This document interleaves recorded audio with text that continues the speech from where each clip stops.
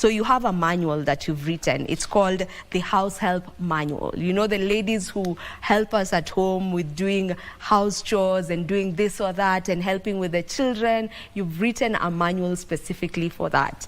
And I want us to just get into understanding why the idea of that. So if we may just begin from there. Betty, why the House Help Manual? What triggered you? Well, the House Help Manual was inspired by all my own experiences when I was onboarding a new house help, the training process and just the orientation process. Sometimes I'd find myself maybe forgetting to brief them on some things about the house, or even when I'm interacting with the house help, sometimes I might come and then something has not been done in the house, and then when I ask, why did you not do this, they say, oh, I forgot.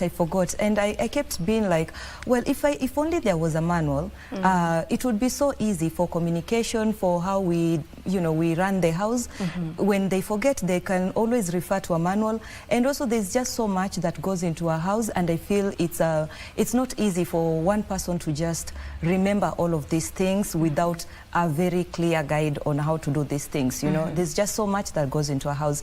Also, I was a former flight attendant, and in my job we had a manual. We had a cabin crew manual that listed out everything that you need to do in the aircraft, and having that manual really helped me a lot in my work and duties as a cabin crew. And I realized my work was simple because I had this manual. If I need to know about first aid, if I need to know about checks of the aircraft, I can always refer to my manual. And even my head of in-flight or even my managers at work, if maybe I've not done my duties, my manual held me accountable, whereby they can always ask me, why did you not do your checks? I cannot go and tell them I forgot, because I have my manual and I have it every day.